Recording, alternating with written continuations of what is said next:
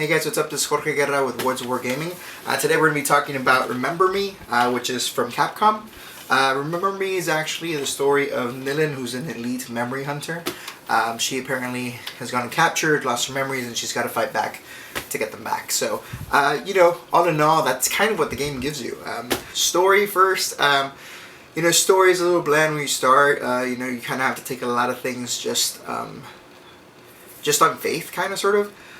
So pretty much nothing is really fleshed out. I think that's the problem I have with this game. They give you this whole thing that she's like this awesome memory hunter and she's got friends here and friends there that are trying to help her get her memory back.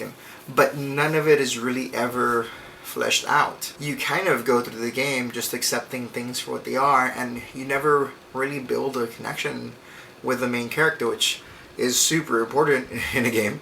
But, it was never really to a point where I felt, or in my opinion, that, that the main character really came through or came out at where you felt connected to her in any way. Their mechanics-wise, I mean, the game did have its flaws as far as, like, the fighting system. I thought it seemed like a cool idea. You have a combo system set up. You can kind of set up your own combos. But in all actuality, it's kind of button mashy, and once you kind of figure out that you really only need 2 combos for the whole game, that's all you really have to stick to, and you won't really even have a problem getting through most of the game. The bad guys, like the enemies, are very repetitive. Less than midway through the game, pretty much you've kind of faced every character you're gonna fight, and it's just very, very formulaic as far as when it comes to the fights. So you don't really ever run. Again, once you acquire certain powers or certain combos, you're not really gonna have a problem.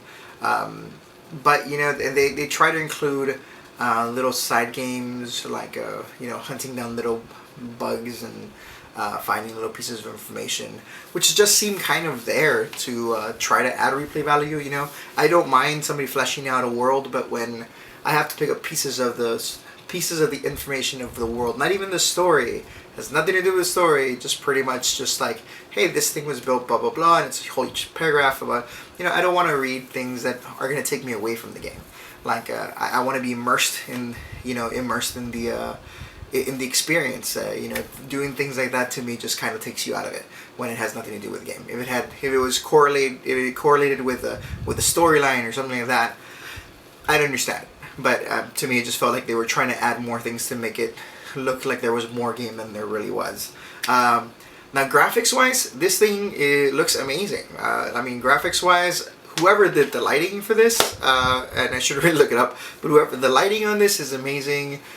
Somebody took their sweet time sculpting this girl's behind. Seriously, like the whole game, that's kind of what you're staring at, because it's what you see from behind, but I mean, wow, like seriously, somebody took the time. But that might sound a little bit weird.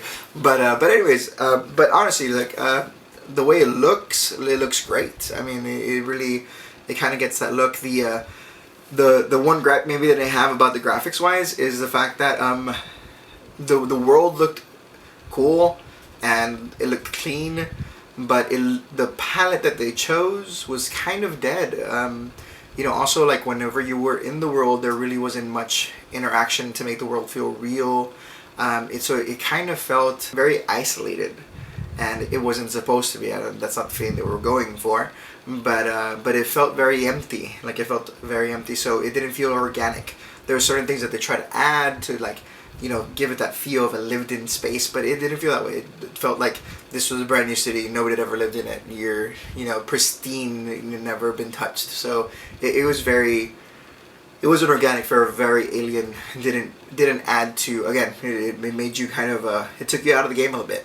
So I wasn't a big fan of that. But again, it looked great. The music, I wasn't a big fan of.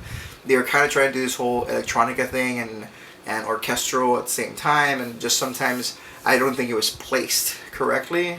Not that the music was necessarily bad, but just think that the way it was, put into the game, or the places that they decided to put it, and like where it would rise and fall, just didn't really fit what was going on the screen. But all in all, I played through it. It's not relatively a long game. I didn't hate it. Definitely isn't the worst game I've ever played, but I wouldn't give it high marks. I mean, I don't think I'd recommend this. I don't even think it's a rent. Honestly, if you can borrow it, maybe. But there's just some things that were silly, especially in the story. I mean, people were walking around big old things that or have access to their memory right on their back where anybody can get them. And it's just, there was a lot of things that you were just given to take on faith and it was never explained. So sometimes that doesn't work for a game because some things just seem too silly.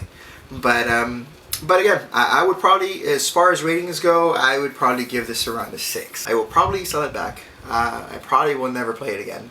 And I didn't have a want to play it again or play through it again.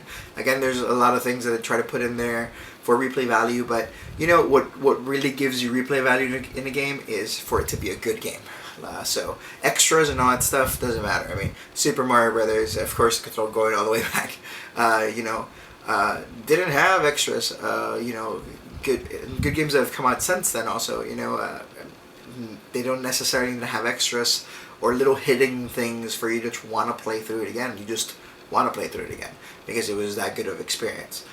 But again, so I'm going to go with Remember Me for a 6. Just because, again, like I said, Remember Me is kind of a game I want to forget, to tell you the truth. But, if you agree, disagree, comment section down below, hit subscribe. If you agree, there'll be more reviews coming soon. And keep on gaming. Again, it's Jorge Guerra with Words of War Gaming. Have a good one. Bye.